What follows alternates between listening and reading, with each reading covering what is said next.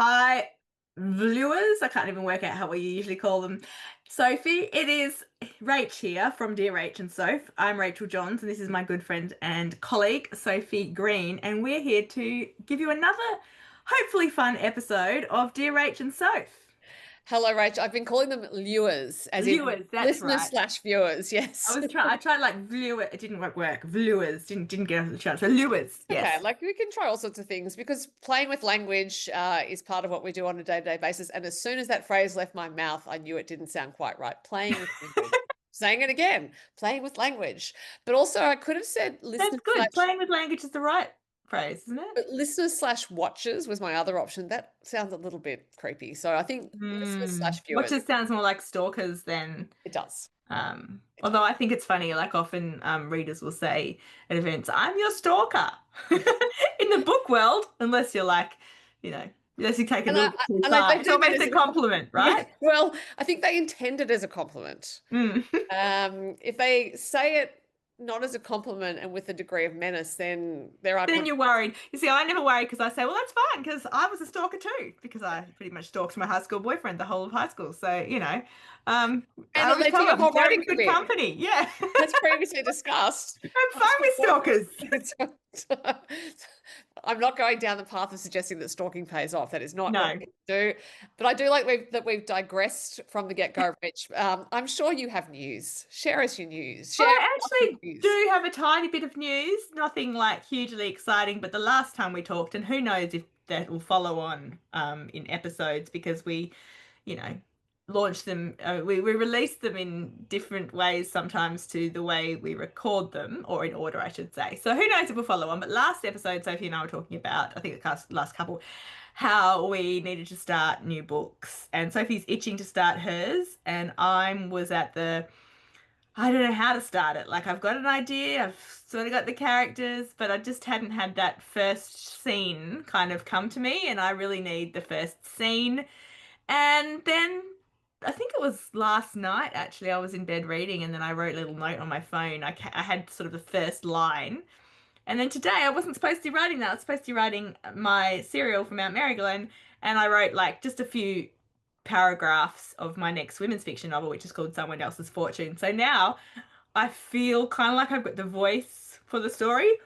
What's really interesting actually is I didn't think about, we often ask like, did you think about the point of view before you started? Have you thought about the tense and all that kind of stuff? I assumed it would probably be third person because most of my women's fiction novels are third person, but I actually and it is third person.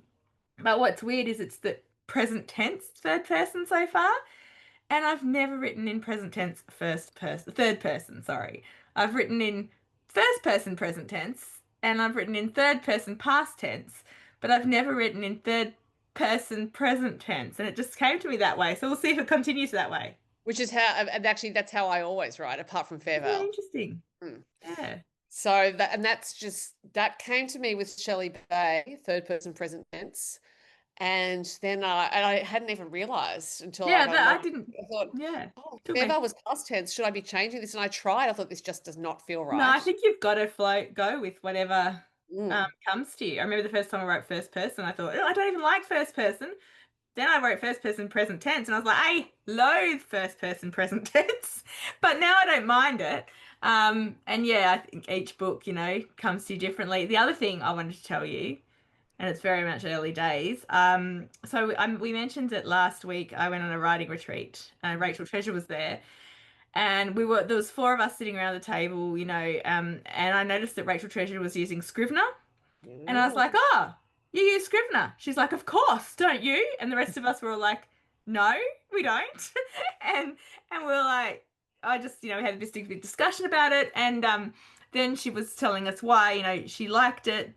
Similar to when we did an episode with Karina May about Scrivener. And, I think she's very similar in that she only uses a certain number of the tools that are Mm. available.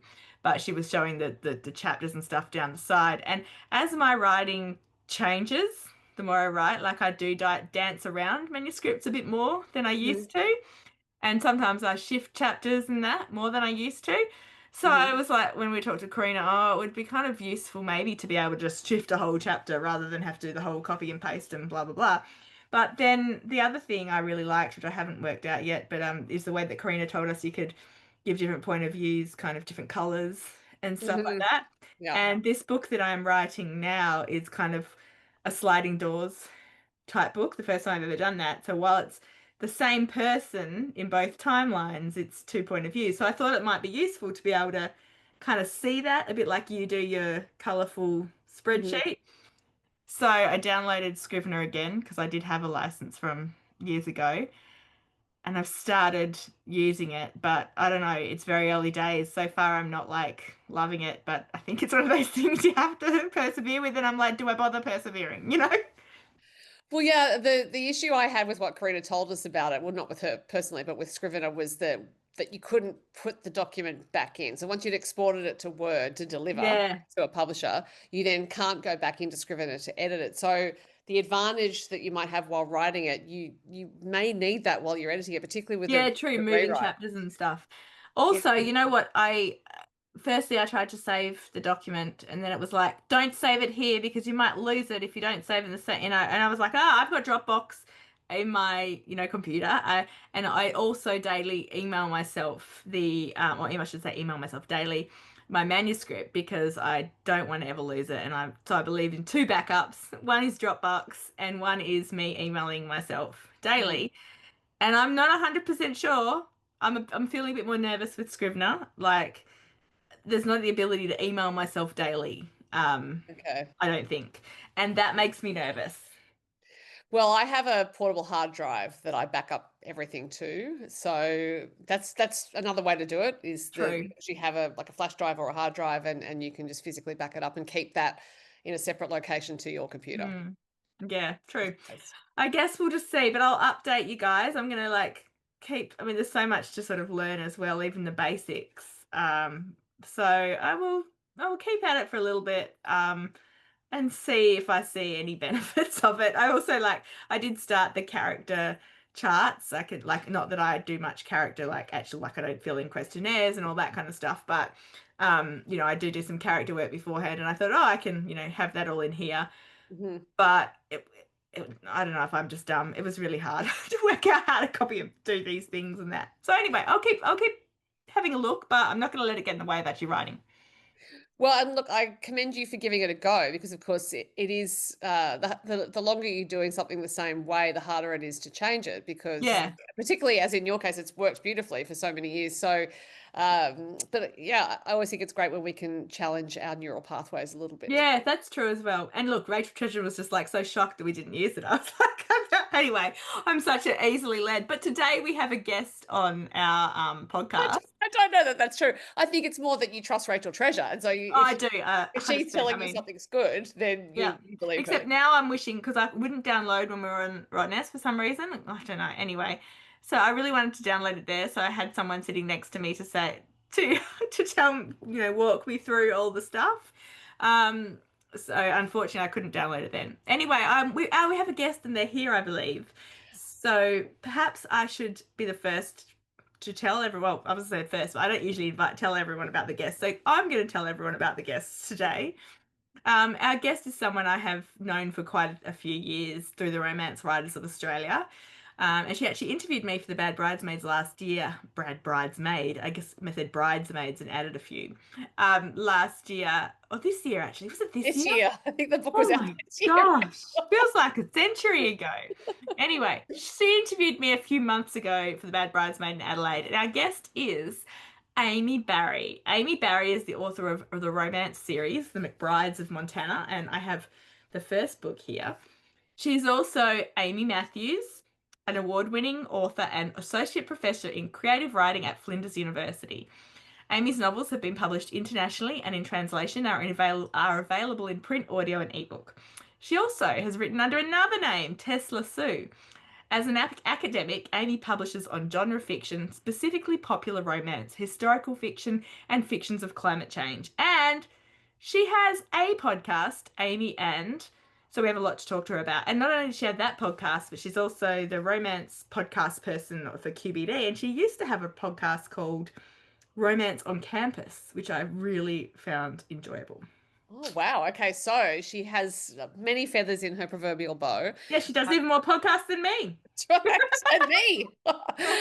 So I'm looking forward to talking to her, and I will put us on hold and bring her in. Awesome. Hello, Amy. Thank you so much for joining us. It's so fabulous to see you. Hey, Rach. Hey, Soph. I actually listened to your pod, so I feel like I know you guys so well. I was actually going to say, have you met no, Sophie before?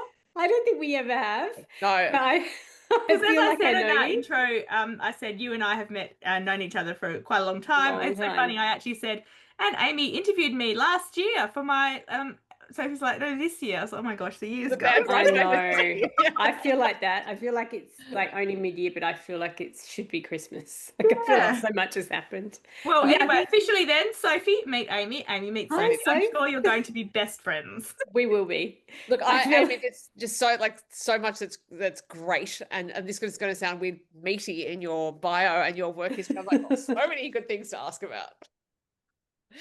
So Definitely. we should start, I guess. Rach, do you want to lead us off? Sure. Well, I was just gonna say, well, I want to ask you, but I probably already have asked you that before. Actually, so no, I was just gonna say, let's start a little bit with your academia, because as we mentioned in the bio, your bio, that you do teach at Flinders University, and have also obviously done a lot of study in the genres of romance fiction and historical fiction and climate change fiction, which I didn't actually know the latter part was something you did as well. new. It's new, really. And I would love to know how you got into academia and where you sort of started. Did you start with an English lit degree like I did? Obviously, yours probably was better because you pursued. So, like, tell us a little bit about your experience and why you've taken this path. Yeah, so I started out with an English history degree, and it was probably like a lot of people who do arts. I had no idea what I wanted to do when I was 17, like zero idea. And I was Unlike like, me, who decided I'm going there because I'm going to be a best-selling novelist. yeah, see, I had no thoughts of that. I always loved writing, but I didn't really ever, I don't know, I didn't have I didn't think it was real, like that you could really do it. I didn't know any writers. I didn't. We hear that so much, hey, so. Yeah. And you probably do in your podcast as well. Yeah. And I think maybe being like not from the eastern states, and I mean, you're in WA, Rach, and I'm in Adelaide, and like it just wasn't something I ever had access to. It felt a bit Also, like there you were wasn't saying. social media of people doing things like we are now. No, and I think I didn't even hear about like the local writers' centre until I'd been around for quite a while. So I just did a degree thinking I like books. I wasn't great in my first year. Like I think I'd gotten through school faking it a bit with like being able to write well, but not actually having much to say. So I kind of by third Who really has much to say at 17, 18? They think they do, right? And then I was still really young. So I was only 17 my first year. So I was like only just turning sort of 20 when I finished my first degree. So I was like, I'll study a film degree next because I don't know what I'm going to do. And then I went out in the world after that and I was a wedding coordinator and a functions coordinator. And wow. And it was probably in my mid-20s. I had this moment, I don't even know why. I had this moment where I was like, wow, your life is passing by and you're not doing anything you want to do. And the only thing I could really think that I wanted to do was writing. But I didn't even know there were such things as writing degrees because they didn't exist when I was young, not at universities in Australia. So I went back to trying to have a meeting about an honours in English degree. I was like, I'll just go do honours in English or history or something. What, like, oh no, we don't want to not giving away ages and stuff. I'm just curious because I was possibly around the same time. What year did you want to do the writing degree? That would have been 2000 and maybe 2001 or two. Yeah, so I think I was doing, I left school in 97, but then had a bit of gap year. So it was about the same, 99. Yeah. And there was a writing degree, but it wasn't what I wanted. Well, I just went in and I was at the University of Adelaide and the head of English just said, oh, are you interested in creative writing at all? Because we've just started a postgraduate degree in creative writing. You can come and do honours in creative writing. And I was just like, what? That's a thing? So I did that and I just loved it. But again, I mean, we've talked about this, Rach. Because I went to a group of 8 university as well. It was all literary fiction. It was just so, I think I got a little bit curated into literary fiction when I might have gone more for romance and I don't know what to call it, like women's fiction, like more general fiction. Yeah. I think because I've always had love a plot and pace. Yeah, what were your favorite books like growing up? You know, you said you were a big reader and Oh, everything. Like I like inhaled Sweet Valley High when I was a yeah, kid. Inhaled it. Likewise, yeah. And then all those old, I've still got the whole collection actually, all the old silhouettes and yeah. all the teen romances. I loved But that. yeah, they weren't what you're supposed to be writing, were No. they? Which is so And bizarre when you think about it, because like someone has to write them. yeah, that's right. And I love them. I've read everything. Like I liked literature too, but I think if I'd had my way really early, like if I had met someone who had not been prejudiced against them, I probably would have been writing romance a lot earlier. Did you try to write a literary type fiction then? I did publish one, like that was my first book. Oh, is that under the Tesla Sue?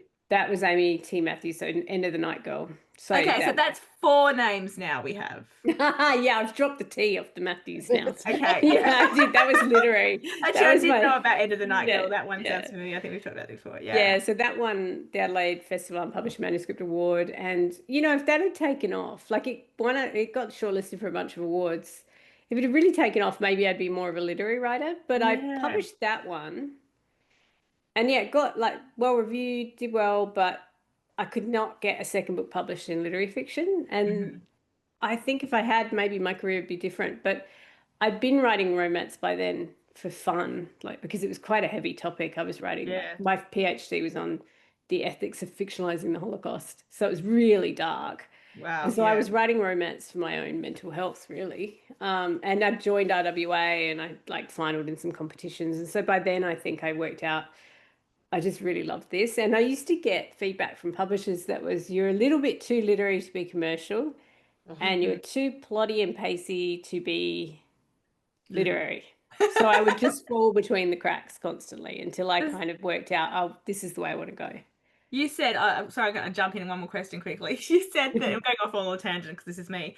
You said that earlier you really like plot and, that, I know we said. So, but I had a feeling you were not a plotter. Are you a plotter?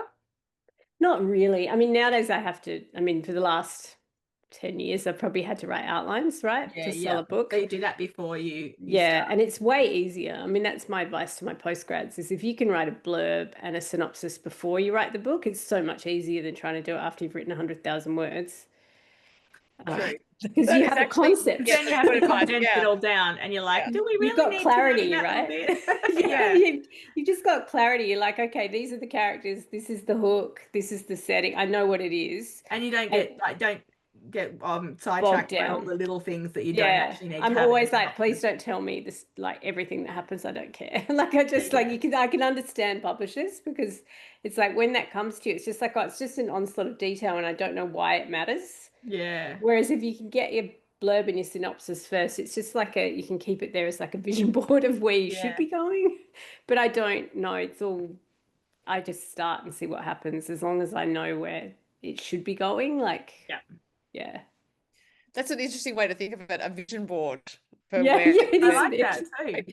It's like when I get lost, when I start going off track, I'm like, hold on a minute. We have to remember what this book is. That's for another book. When you said about doing a synopsis after so I am currently writing a synopsis for my book, which I've already finished copy editing. And so hard. It's not actually for my publisher. It's for this other thing that I'm doing. And I went back to the original I didn't write a proper synopsis, but I wrote like a bit of an outline kind of about what the book was going to be about. And I'm like, oh, that's not happening. That's not. So and it is hard though now because I've changed it completely, but I've got so much more stuff in my head. So yeah, I definitely see what you're saying. Yeah. I think you have all the backstory and the reasons for things. Once you've written it, you've just got so much detail. Before you write it, you've just got this distilled idea. Yeah, and it still sounds amazing. Yeah, I know. Before you get, it seems like the best idea anyone's ever had. But Amy, you talking about the feedback you received that it was too literary to be commercial and too plotty and pacey to be literary. It's like that actually is a publishing sweet spot called high-end commercial or book club. Yeah, that's where I've ended up under Amy Matthews. That's where she's ended up. Yeah, so don't you reckon that's like I feel like that's kind of a new term, not new, but like it just seems that that's what publishers finally are wanting, whereas before it didn't seem to be a spot. It was just literary or romance crime or whatever. There wasn't Amy was so ahead of her much. time, I think, is what was Yeah. No, So high no, yeah, I'm old is what I'm saying. Predate everything. It's not so much that, it's just at the point of writing, you were anticipating where things were Yeah. going. Yeah. Well, I think like another that's term the they kind call of, is book club fiction now, isn't it? yeah, Kind of book it's club like, fiction, yeah. high concept. But I also think those were probably the films we were all watching, right? Like growing up, like film had got there before maybe we managed to. I mean, because the books have always been there. We just Yeah, haven't maybe yeah. had a name for it. Yeah. Oh, they've still been, I think they've been like just general commercial fiction has been elevated a bit in the last few years, whereas before it Yeah. was people reading, reading Jackie Collins or whatever. I'm not saying that she's necessarily Yeah. the same, but you know what I mean? Like there was people out there for years writing all types of fiction, but Yeah. I never felt Yeah. like in Australia, maybe that's it. I never felt like in Australia there was a home for that kind of stuff. Like there probably was in the UK, and that's why we're often behind the times. But like when I first got published in Australia, they weren't even publishing romance and really much crime kind of thing. No, they weren't. So I feel like those things kind of came first. They realized, oh, romance, especially rural was important, and we like outback crime and stuff. And then that sort of felt like it opened a door for like just more general Australian fiction that was not literary fiction, but Yeah. was Well, I think they captivating couldn't commercial fiction. didn't necessarily see the readership because the readership was Yeah. consuming so much international content, Yes. probably. And then I think probably things like BookScan, like Nielsen BookScan, and those kinds of tools showed people what people were actually reading. Mm. And you kind of go, oh, actually, there's this huge market of Australian readers out there who love this stuff and would probably love some Australian content. We Yeah. trained people to read overseas writers in genre fiction. As having been a bookseller and then worked in publishing for many years, it's one of my little hobby horses to talk Did you about. say we trained them? We trained them. Yeah. We trained them because we trained them that Australian fiction was Patrick White or nothing, basically. Yes, yeah. So, and if you didn't like Patrick White, then you tended to, and I saw this as a bookseller. Yeah. I was a bookseller a long time ago, was that people would come in saying, I don't want to read Australian books. I don't want that Patrick White stuff or whomever it was. Yeah. They thought Australian fiction was synonymous with literary fiction. And if they did Yeah. literary fiction, they would go to the overseas authors who were writing genre fiction. And so I think we still see that with the younger readers now. Like I look at my Yes. students, like millennials and Zs are less inclined to read Australian, I think, Yeah. than maybe younger millennials and Zs, but they're still they still have a Also, cringe about it. yeah, and I culture think cringe is alive and well. yeah, and Yeah. then also what they're seeing on social media because just the amount of people that are talking about those books are so much bigger than the amount of people that are talking about our books. It's kind of like, they that's what they're being fed. Yeah, 100%. And Yeah, then the book spots to get behind it, and because they Yeah, want I know, our it's like a books, loop. and it makes it even harder for anyone in Australia to actually, Yeah, Book Talk has been fabulous in terms of it's brought some backlist titles to the fore, and it has popularized romance in particular as a genre and romantasy. Yes. Because the platform itself prioritizes Americans, that is what Australians are seeing, and it's this whole ecosystem of the Americans are in the creator fund, so the book talkers can actually make a sort of income of talking about books, and you can have Australian book talkers talking about books, but they're not in the creator fund, and so their incentive, I guess, to keep making content isn't as great, and therefore they're not going to talk about Australian books if they're doing it necessarily. So we have, there's another loop that is tricky for us to navigate. And Amy, for you, teaching in this subject area of genre fiction, I imagine you're acutely aware of all of that. And I want to know, do you see more people wanting to do it all of a sudden now because of the book talk Wanting to write in genre fiction, you mean? Yeah. Yeah, I mean, I think we always saw it. I mean, Flinders, where I am, I've been there for a while, 13 or 14 years. And when I moved there, Lisa Bennett and I were there first, and she writes under Lisa L. Hannett, and writes speculative fiction and horror and other kinds of genre fiction. And we kind of decided pretty early on that maybe our point of difference was to focus on commercial genre fiction, because the I'm other so place, glad you did. yeah, because a lot of it somewhere. universities are still very literary. Like particularly in our state, they were all focusing on non-fiction poetry, literary fiction. And we're like, oh, this is something we can offer that's different. And so now we have Sean Williams as well, who's a science fiction author, spec fic horror. He does YA and children's books as well. And we have Alex Cothran, who does speculative short stories. and satire, and we kind of decided that we wanted to be a school of genre fiction. So we've always noticed that maybe they're coming to us for that reason, but we also just noticed that's the majority of what students want to write because that's what they read. Mm. But again, as you were saying, they're reading people from overseas. So this Mostly. it's a conundrum because I maintain that cultural cringe is alive and well. And when you combine it with tall poppy syndrome, 100. Yeah. Yes. it's not, That's not good. Yeah. Do you believe, this is a random question, because I've had this debate with a couple of people recently when people ask me to teach a workshop or something. Do you believe, I mean, it's probably a stupid question to ask someone who's teaching it, but do you There believe aren't you any. can teach writing? I mean, I like what Stephen King said, which is that you can make a bad writer good, but you can't necessarily make a good writer great. Yeah, Because I think if you think about any other art form, whether it's music, dancing, visual art, people can do it and enjoy it. But not everyone will be great at it. 100%, yeah. And you can Everyone also who does go out writing there. always seems like they want to be, they think you have to. Yeah. And so you do see people who they try and try and try and try, but they'll never get above this level. But then you look at bookshelves and you're like, sometimes that level is enough. Yeah. That is actually enough to reach people, speak to people, and sometimes be a bestseller because you're actually connecting to people. Yeah. So, yeah, I just think. And it's so subjective, isn't it? And what's good It and what's is. not. And it just takes one person in a publisher or a blogger who Yeah. reads an easy indie book to say it's good. And I know your story too, like with university writing, and it's the thing of it is so subjective, and you never want to say, you should give up because actually maybe I'm just too dumb to see what's good in it. Like I'm just one person with my own tastes, which is why publishers say to you, keep going, don't listen to me. This is my personal feeling about this book. So what are you looking for then, like as someone who's marking and guiding aspiring authors or writers, like how do you sort of navigate that? Like what kind of just give them good it's interesting because everyone's good at different things. So it's like, is there energy in something? Do like some people be great at character, some people just have beautiful writing, like beautiful turn of phrase, but it's a little bit like nothing's really happening. That's something they can learn. Some people are just like amazing storytellers, but cannot do their grammar and syntax and basic technique for anything. And I'm sure you see that too, Sophie. Yep. And then you look at them and you're like, well, actually the story is really good and would reach a large audience. So you really just need to, and I'm a believer that if you're a writer, you have to learn to do that. Like no one wants to hire a plumber who can't fix the toilet. It is. Yeah. You can, it might be not come easily, but you can, it's like maths, you can learn grammar, you can learn spelling. And then I think if you don't read, it's a bit like having a tin ear. Like if you've never listened to music and you try and play music, well, I don't know, specific kinds of music. Like if you've never heard a Taylor Swift song and you're trying to write a Taylor Swift song, you're not going to be able to do it. Do you see that too? Yes. I mean, you do see a lot of people who come in who aren't reading much, who are like consuming a lot of television or movies or games. There's a lot of people who play a lot of games and they want to write those kinds of stories. But unless you've seen words on the page, it's very hard to do it.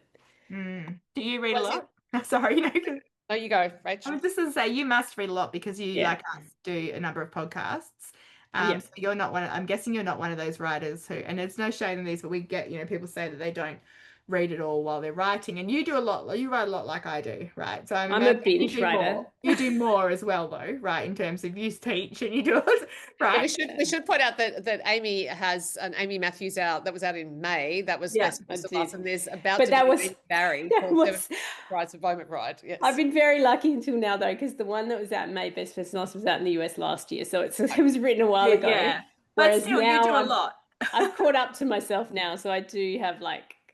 Every 6 months at the moment. But so you do binge write, that's right. So because I'm figuring like if people ask me and I don't binge write, I kind of just write all the time. Oh, no, I binge. I don't know, which is probably better to binge write and have it. But I don't know because I get sick when I binge. I guess there's no perfect thing, is there? It's just whatever works. But so I guess you can have times where you binge read because a lot of people say they don't want to read either in their genre or they don't want to read at all when they're writing. And I was like, well, if I didn't read at all, I would never read. And as you said, it's so important to read to write. I think that's the binge writers talking, Rachel. I think that's the binge writers who can stop reading, because I don't think if you're writing every day, you can't stop reading. There's no way. Yeah. So if by binge writing, Amy, like, to take us through what that means for you. It's very condensed. So, and I like to preface it by saying, having said that, I do a lot of pre-writing. So, you might pitch the idea.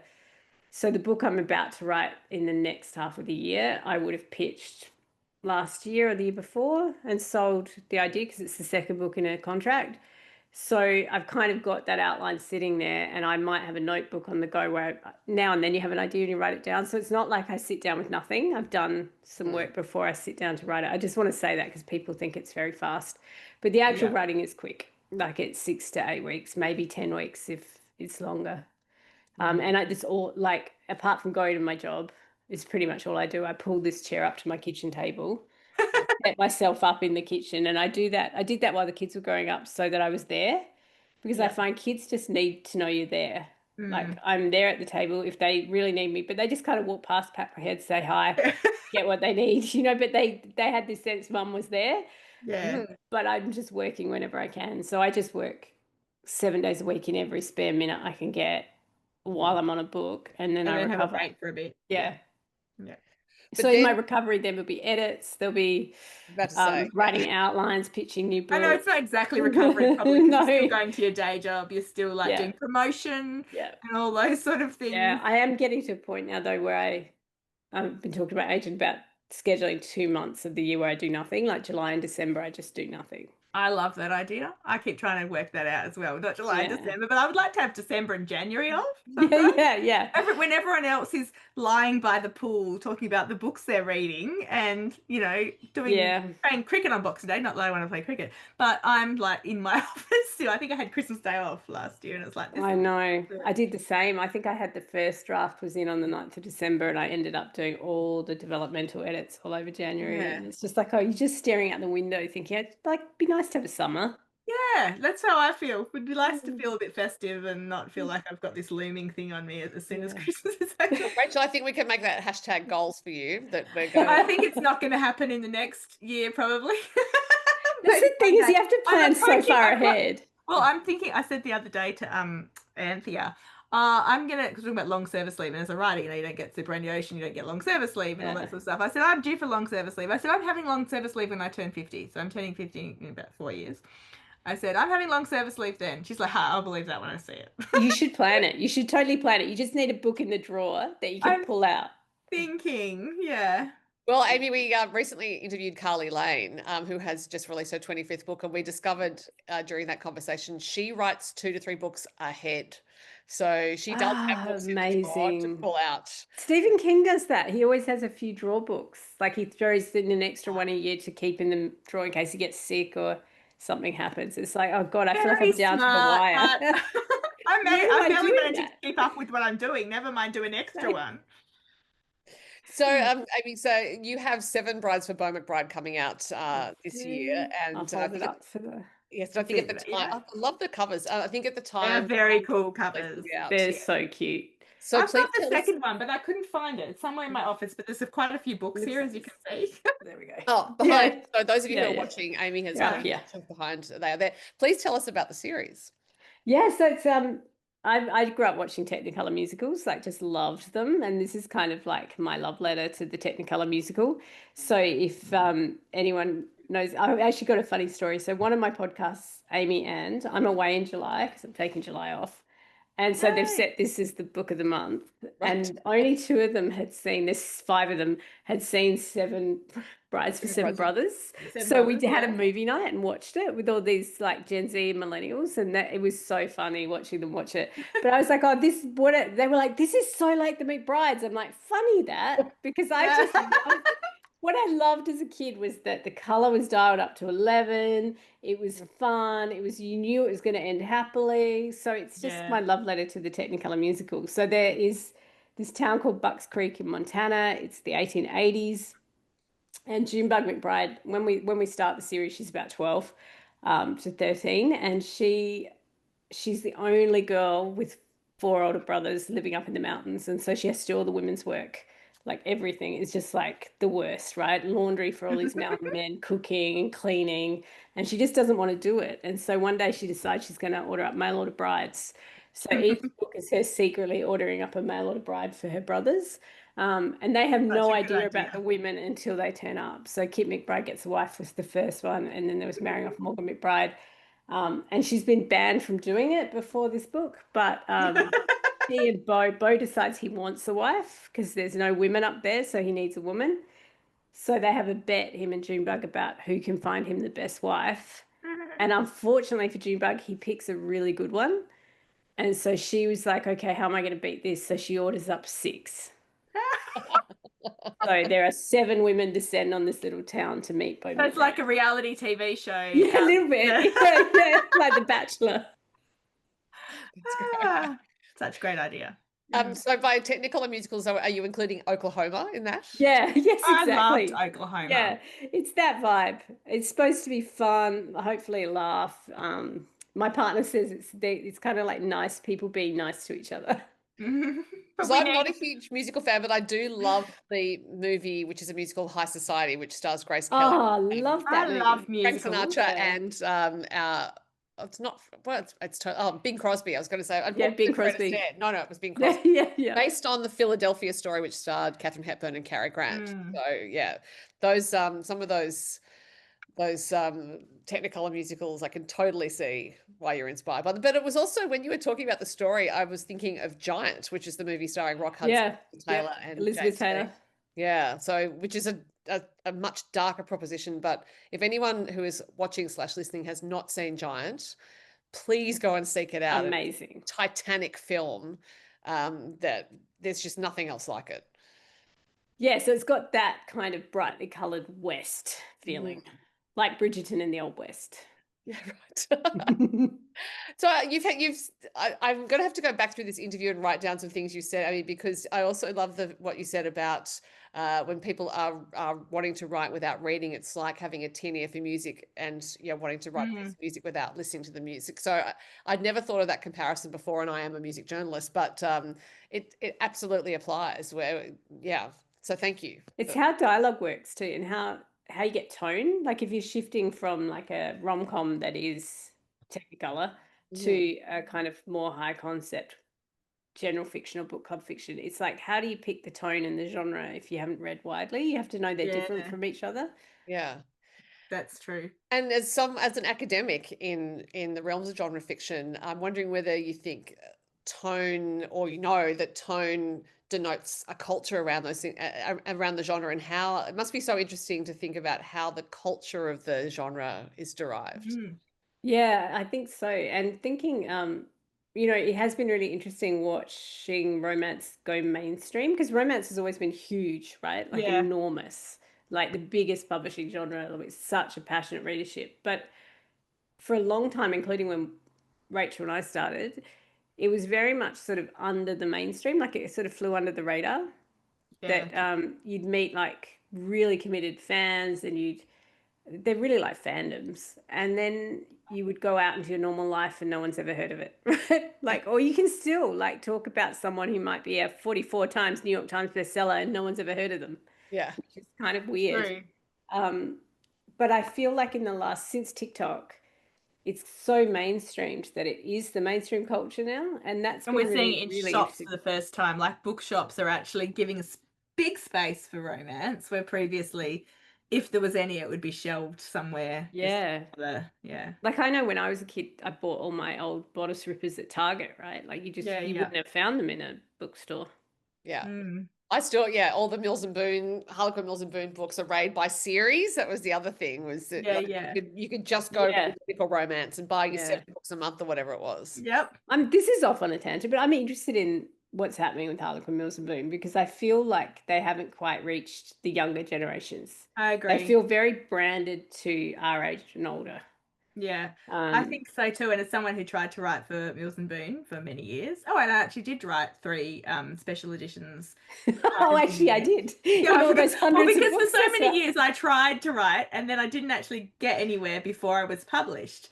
But then after publishing a number of rural romances and a couple of general fiction, I did be asked, "Oh, have you ever thought about writing for Mills and Boon?" by an editor at a conference, and I was like, "Oh, actually, I did." It's very, very hard, and so it would almost kill me writing those so three. hard. I've It tried is, one.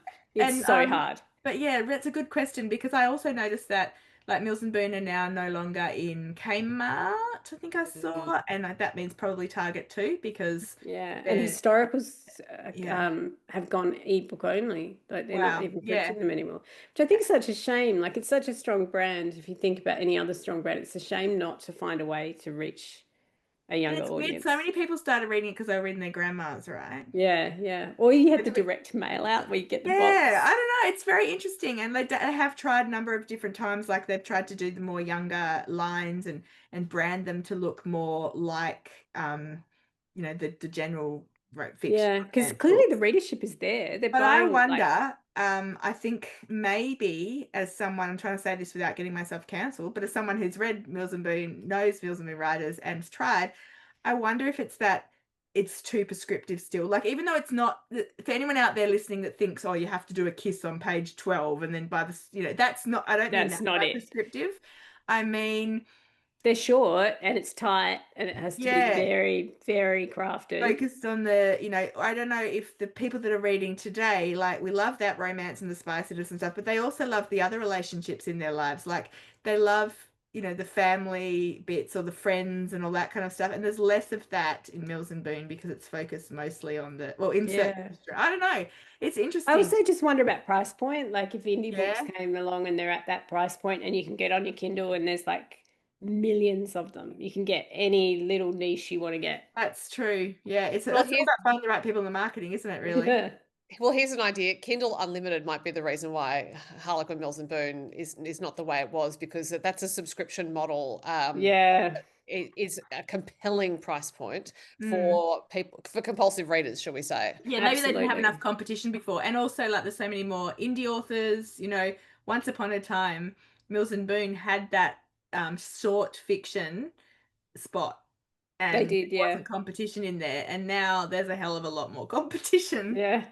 Yeah, so going back to teaching, I remember I used to do a lecture on the difference between category romance and single title. It's like that's gone. Yeah, Like the yeah. market is not the same anymore. Yeah. That's true because until I joined a Romance Writers of Australia, I had never heard about. I mean, I wasn't hugely in the genre world, as said but I'd never heard the term category romance. And for anyone listening, that's kind of what the short. Or you probably got a better description for me, Amy. Do you want No, to? it's probably the same one as yours. It's I was just basically going to say Harlequin Mills that's what we Boon. used to call Mills and Boon, because they were short fiction, like 50 to 60,000 words max, and they were very specific in terms of their niche genres. They're like medical or sweet or sexy or going on. And then single title kind of was anything that didn't Anything get else? published that didn't by Right. Mills and Boon and was a romance novel. But yeah, now you don't really hear the single title word or the category, I guess, and No. anything goes. Yeah, it does seem to be anything goes. And I mean, the joy I think of indie, because readers can find exactly what they want, is you do see that they're quite happy with looser story structures. Yeah, Like you look at some of the best-selling books and they're quite loose. I They're not, know. and Yeah. and people don't seem to mind that at all. Yeah, actually, we got sent we're not going to talk about it now because we're going to look at, but we get sent, someone sent us an article about, or an Instagram post about, sort of about that has fiction kind of lost the plot. I don't know if that's the word of it. I You think it's know, fan fiction, probably because of fan fiction, because people are so busy. Like we've got now two generations that have read so much fan fiction that is mm. sprawling and million words long and is probably more like reading Dickens, right? Where you get Yet installments. it's yet it's so weird because on the flip side, we're like, oh, you've got to be faster paced and you've got to get to the action straight No. away because no one wants to, you know, read. Yeah, so it's really confusing. But I have colleagues who do most of their reading in an archive of our own. So Yeah. anyone who's not aware of what that is a massive. So we had Wattpad started as a fan fiction platform. Mhm. Archive of our own is I think now arguably as big as, if not bigger. And Amy, you would know, I would think, more than I Oh, I've would. never heard my of Archive of Our Own, so my that's another students, fan yeah, fiction platform, is it? yeah. Mm. It's What huge. do you You mean should go your have a colleagues look. are reading it, Sophie? Like that's their entertainment escape. Well, it is, and a lot of them. So Hermione fanfic is the thing at the Yeah, moment. I've There heard. are few Yeah. Hermione fanfics that have in traditional publishing. The Irresistible Urge to Fall for Your Enemy is out, I think now, and that's a Hermione fanfic. And so there was some Archive of Our Own, or AO3 as it's called, Hermione fanfics that had some massive deals, and so that appears to be the platform where publishers are looking now. They used to be looking on Wattpad. Looking at AO3 and Wattpad, discoverability is not that easy on either platform. So No. you have to Yeah, I delete just them. pulled up All archive about the of my hashtags. own, and I was like, "What? Oh, that's too hard." I'll Yeah, just shut yeah. that down It's again. a lot. But they're like native to it. Like these readers, they read that more than they would read books, I Actual think. And they books. read a lot of books too. Like Yeah. my students, I would say they actually read a lot. But fanfic is one of the things they read a lot of. And then the things I find really fascinating is I think it has led to first person becoming so dominant because it wasn't when we started out. Like No, like definitely not. most commercial fiction was third person and third person limited, and there was like I'm this pretty idea. sure with Mills and Boon, you pretty much could only do third person. I remember Barbara Hannay did one that was first person, or was it another English writer? And it was like, wow, that's like really out Yeah, there, you know. because But the it was chick lit, like first person was chick lit, right? yeah, Like Bridget huge. Jones, that voice, and Yeah. romance was third person. But with the rise of fanfic, where it's all self-insert, first person is now the dominant voice in contemporary romance. Yeah. It's so interesting. And Amy, I'm also thinking that you are in potential, well, almost a unique position, I would think, because you are writing romance, you're also writing other fiction under Amy Matthews, and you're also in this space where you are seeing what all these young writers are reading Yeah. and what readers are reading, readers who are just out there. It is But amazing. wondering I if, feel old. I feel well, old. or whether for you as a writer, do you start to think, well, should I be writing to that trend that's emerging now, knowing that a trend's probably, once it's Yeah. identified, it's on its way to being over?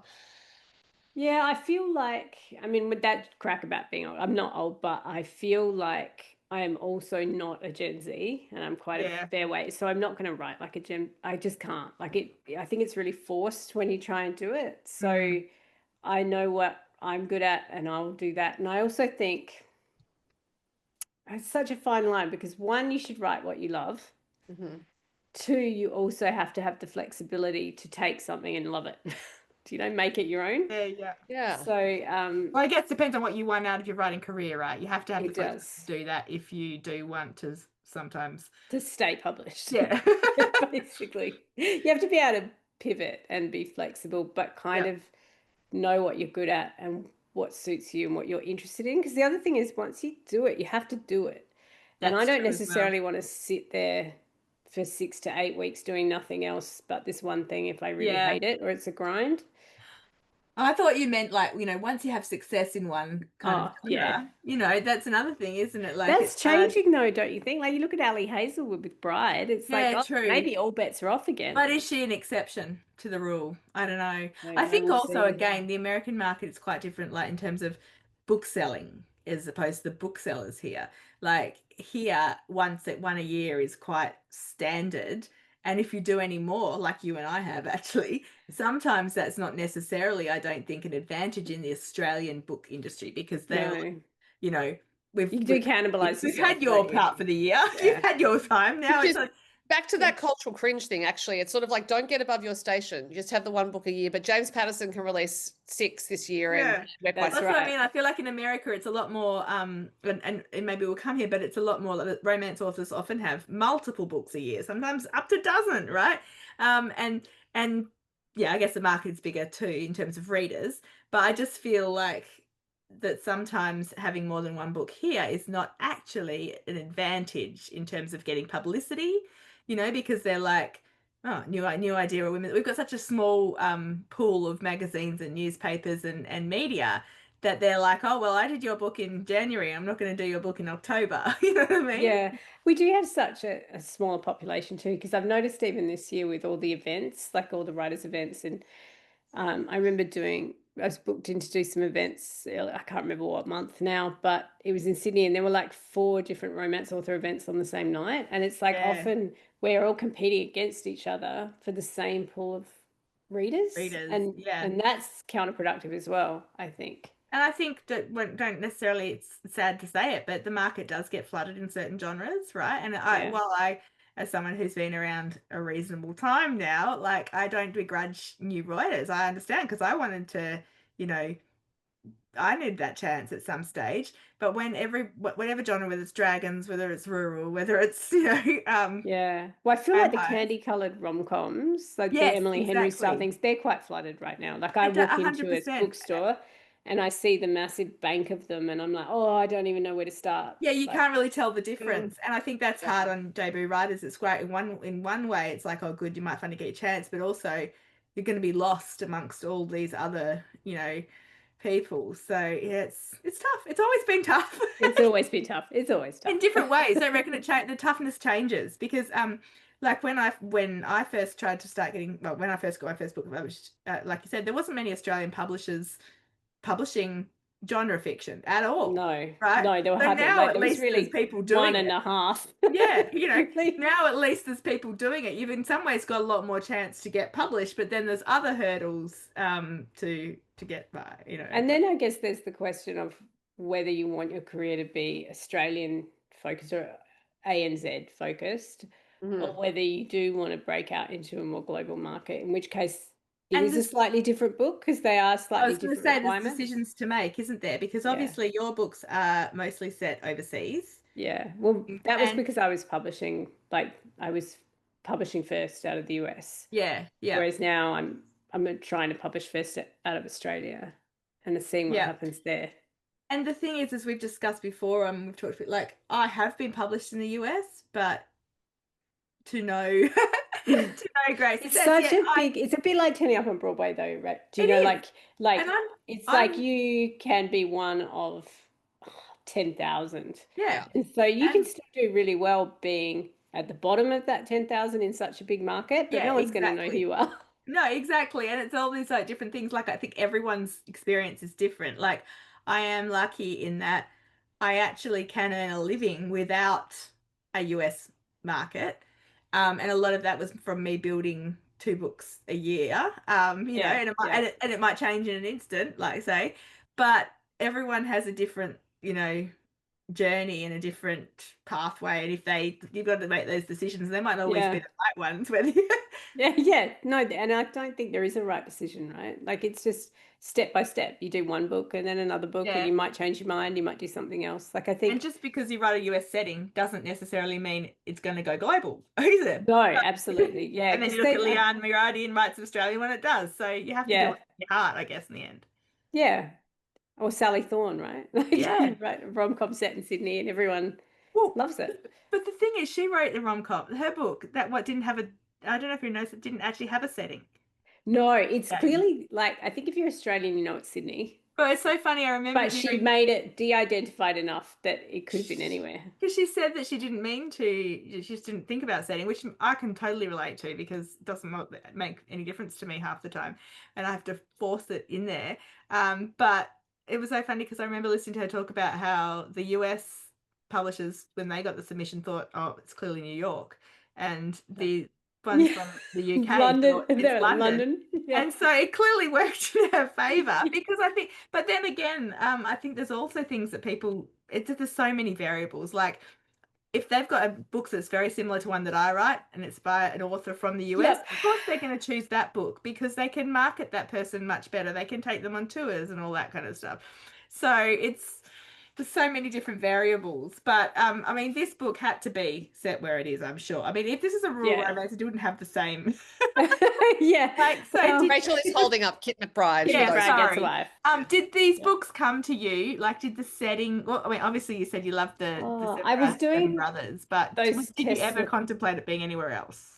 No, I mean, setting's really important to me. It's the first thing I do. Is it funny the opposite to me? Yeah. Everyone is so different. So I get the setting first, wherever it is. And all mine are US based at the moment. So you get the setting before you've got like a premise or a character. You just think, I want to write a book.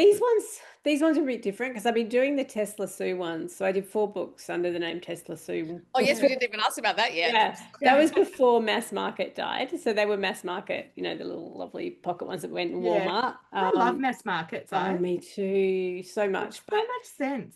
basically, my theory is indie books basically killed off the mass market Yeah. thing, but just because it's the price point, and Yeah. why would you go to Walmart when you can just get it on your Kindle? And anyway, so I was working with Penguin, and my editor said, we'd be interested in sort of going wider because, obviously mass market, so going from mass market to trade. So we'll change your name, and then would you think of doing something similar to the Tesla Sue books, but that can just go a bit wider? So that was the McBrides, and I just came up with the idea of these mail order bride ads. That was the first thing I got with this book. So I wrote 4 of the ads and said, well, how about this kind of thing? And then I got the deal from that. So yeah, I think The Kit covers came are out. so fun too. I can't remember. You'd have to Um, look in the front. What year did Kit come out? It was a while ago. well, Can't I remember. missed the 2021. Australian arc, so it was before did it come out earlier Might have been in 2021 in the US. because this It was says a while ago. 2024, April 2024. Yeah, so it would have been maybe 2021. Can we ask a little bit about the different names? Like how Yeah. you go. I mean, you're mostly focusing now on Amy Barry and Amy Amy Matthews. Matthews. Yeah, Is that right? I can't manage more than that anymore. That Because is I'll it. say it is like a bit of a you've got do you have two like different websites and Yep. She does. I was looking up. so Yep. Yes. And me well, I just saw Instagram the Tesla and Sue yep. website. Yeah. Yeah. So I'll just keep that one there because the books are still in print. So I yeah, still yeah. sell a few of those, and I still get contacted by people about What have you those. got? Have you got any advice? I mean, you've told us that you changed your name for Tesla Sue. There was a a marketing reasoning behind Yeah, that. yeah. There was a And Tess is my middle name. Like my middle name's okay. Therese, Yeah. and my parents call me Tess. So when I picked it, I was like, I'll answer to that. Yeah, I know at yeah. least I'll answer to that. And this time I'm like, I'll keep both the Amy's because it's just easier. It's Yeah, so yeah. much easier. Like you can even see on my Zoom, I can just have Amy and not change Yeah, my yeah. I name was all the actually going time. to say, like, what would you recommend to new authors, or not necessarily even new authors, but people who are, doing a different type of genre? Like, any tips for how to manage that? Yeah, some people do everything under their one name. I just felt, at the time, I think Amy Matthews was not active when I was doing Amy Barry. And then I kind of was talking to my agent, and I had the idea for someone else's bucket list, and I wanted to move more into book club fiction. Yeah. So we just used that name, which I'd already published one book under. But they are really different readerships. I think there's a big crossover. Like if you had the Venn diagram, there are a lot of people who read both Amy Matthews and Amy There's some that Barry. read, yeah, I get But that there with are mine too. some Amy Matthews readers who would never pick up one of the rom-coms. And then the McBrides have this like cult following. They just have these like my agent even gets emails from the fans like about That's when the so next cool. book's out and stuff. And it's so like I never would have thought these weird quirky westerns would be the thing that gets a cult following. Like Yeah. it's so strange, but and there's a group I'm going to shout out to New Zealand because there's a fan club in New Zealand called Junebug McBride for President, and they are That just the is so loveliest, cool. loveliest people. But they won't necessarily all read Amy Matthews. They're just Yeah, yeah. the voices are so different. And Amy Matthews books were they are romances as well, but they're also big family stories, and they're going to make you cry at some point. Whereas you're not going to cry in an Amy Barry. It's just going to be a laugh and a lot of Yeah. fun. So do you think differently about like is there any difference in your process to writing the two? The Amy Barry books are easier to Really? write. Hang on, these Yeah. ones. Yeah, sorry, I'm Yeah, getting yeah, confused yeah. about the Yeah, yeah, yeah, yeah. yeah. The westerns are easier. Now, do you reckon Um, that's because I often think when I'm writing a romance, in some ways it's easier than my, as we said, book club type fiction because there's a structure, like there's a promise, you know, the black moment's there's going got to to be be a between them. sweet, cute Yeah, first kiss, there's a conflict, all this yeah. different type of And stuff. it's all hinged on the two of them. Yeah, and Yeah. it doesn't make it easy. We're not saying it's easy, but you've No, got sort of something like it's a map reassuring. kind of thing, a little bit in your There's head. It's something to hold on reassuring. to. Whereas with the general like book club fiction, you might have, one point of view, you might have three, you might have different timelines, you might and so it feels more like I'm reinventing the wheel each time I write a women's fiction than I Yes. am writing like a rural I romance. I would agree with that. I do feel like I'm reinventing the wheel. And also I feel like I don't know in the first draft what the big emotional moments are. And that's Yeah, often the second draft is, you have a chat to your editor and you're like, okay, there's no gut punch here, but what is it? Like what yeah, is the yeah, big theme that is because there'll often be a few things going on. yeah. Um, so it's really about the emotional journey. So I you think enjoy, amazing. another question I get, so I'm just, putting the hard questions on you. Which do you prefer? I like both. Do you know why? It's I do because too. I think if I was doing one, I'd get really bored. Yeah, I said the similar thing. And it's and they kind of I'm about to do two Amy Matthews in a row, which I think is a bit emotionally grueling.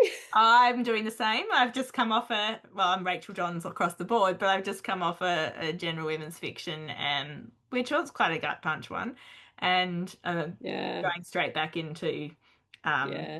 although I am also writing crime, sort of romance on the Oh, side with another someone one. else. So, I don't know how this is going to go because I'm like writing all the time, but multiple books now. Yeah. But it is a bit like it does keep you fresher. I think you don't get tired in the same way because there's slightly different muscles somehow. Yeah. Well, I'm Um, hoping that if writing two books at once, it means if I'm bored in one, I can just like switch Flip to over to the the other. other. Collaborate. I think collaborative writing, I do it academically. I don't Oh, do it really? Yeah. creatively. But I don't know, it does rejuvenate you because you're sitting there and you're having a conversation. It's It's social. more You get this social teamwork in time. some ways. I always think it Yeah. feels, not that I've been in a TV room, but it feels a little bit more, like that. And also it's like someone else is invested as much as you kind of thing. Yeah, And that's right. yeah. And also you get to a point where like, because we'll often co-write, we use a Google Doc and we'll all three of us be in the Google Doc at one point. And there's a moment where you're like working on a section and you're like, oh, I'm out of ideas. I got Yeah, nothing. yes. And then you see them pop in and just pick it up and you're like, oh, good. I didn't Yeah, have to do I've put a that. comment. I don't know how to finish this. Yes. Mercedes, over to you. It's really helpful. But I don't know, I really like writing both. I'm in developmental edits for next year's Amy Matthews, and then I have to come out of that and go straight into the next one. Mhm. It does feel like I need like an emotional recovery. Yeah. It's quite, I always say it's a bit like method acting. You feel like you're so deep in the characters and you've been through the ringer with them. So usually the Amy Barry books are just joyful and they let me reset a bit in between. So if So are you're there having any a more of two, those coming up? Yes. So Are after Bo, there will be Charlie McBride. are you doing Junebug? Eventually, yep. There's probably two more before Junebug. Yeah, so she'll be the like finale, will she? Yeah.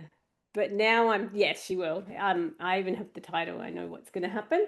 But yeah, I may have another secret project that I'll drop in under Amy Barry too, because Exciting. you've got to do more than two things apparently. Who needs sleep, right? Mm. Look, I think both Rachel and I can endorse that endeavor, Amy. It sounds like the sort of thing both of us would do. Be like, an extra project? That sounds great. Sure. Sounds like all three of us are like, we really need a break. We should slow down. Yeah, I'll do that as well. July and January then, Rachel. We should make a pact. Yeah. July and January. Yeah. So why July for you? Is that because it's the break in... I don't. This year it's just because I'm coming off a whole bunch in a row, because I got sick a bit last year because uni went back and you see all these young people, and I ended up getting COVID and whooping cough and Oh, just having no. this horror run last year, which pushed the book deadlines back. So I Yeah. just wrote two books in 6.5 months, and I'm so tired. So I Yeah. said to my agent, okay, I want to clear July and just not even answer an email I in just July. realized how close we are to July. You must be Yeah, like so so I'm excited. hanging on. I'm going to get these developmental edits off, and then I'm like, I'll see you on August 1st. Yeah, Do and you I'll see you enjoy at the Tasmanian conference. I'm guessing you're coming to Tassie? I will be. Yeah. Yeah, I'll have to start writing around then. So that is the Tasmanian RWA conference for those who are Yes. wondering what it is. Do you enjoy the editorial process, Amy?